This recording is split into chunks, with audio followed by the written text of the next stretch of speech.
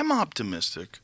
I just think the momentum and the way the country's going, and this problem that people have with social media, because people are very addicted to social media, and I think social media definitely exacerbates the problem. And some people are recognizing it, and they're trying to step away from it. And even the tech companies, they're showing you your screen time to try to let you know, give you a little indication, like, hey, maybe you're obsessing, maybe you're addicted to this. Maybe take some time, go for a walk in the park, do something different. I'm optimistic, because I know a lot of people that are exceptional. I know a lot of people that are inspirational. I know a lot of people that are truly extraordinary human beings who really help the world, and just their mere presence and the way they live their life is inspiring, and it opens up a lot of people's eyes to possibilities. But I'm also a realist when it comes to human nature. I like to do a lot of difficult things. And one of the things that I know about difficult things is it's very hard to get people to embrace being uncomfortable and suffering and struggle. I mean, like physical suffering and physical struggling. People, they seek comfort and they seek to avoid these uncomfortable moments. But that's the only way you grow. You grow through being uncomfortable.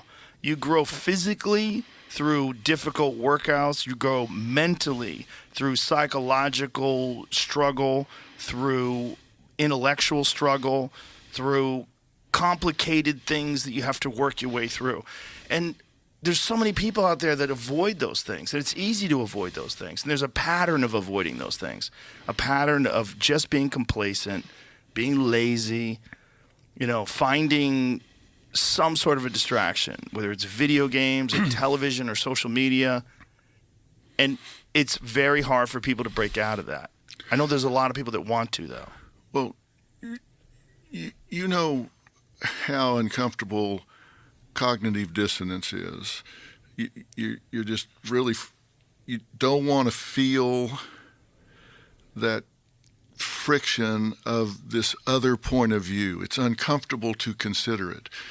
But here's what's happening, and you'll experience this being in Texas now, but when we were kids, we used to go, have you ever heard of Mundy, Texas?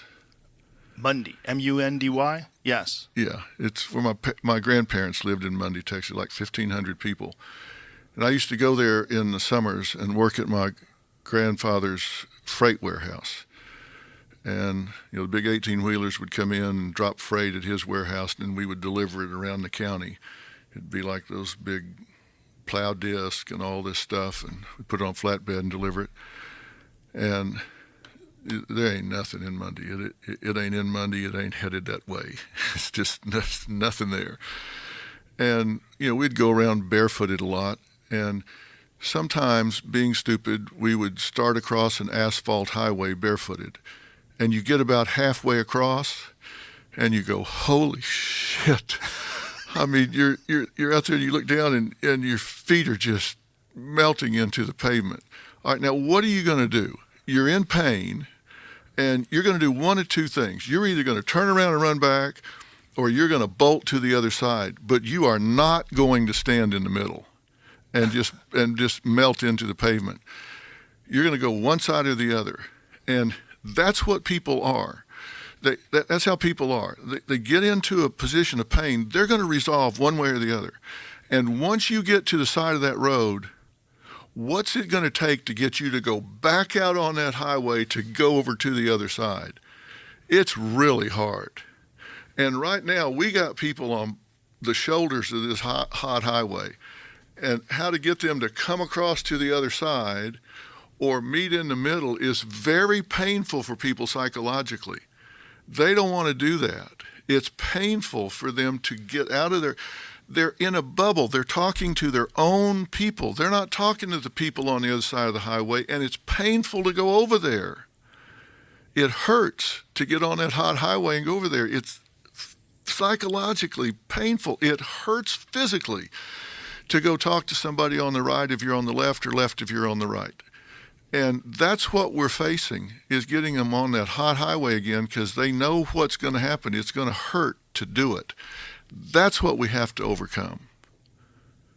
We got to get you out on a hot highway. And you'll see that psychologically, that's what we got to overcome. And we've got to make it clear that those yelling the loudest don't deserve the most attention. That's the problem we got right now. We got small pockets of loud talkers, and they're getting the most attention. And that's not the way it should be. And all of this majority that's being too quiet need to speak up. They don't need to start yelling.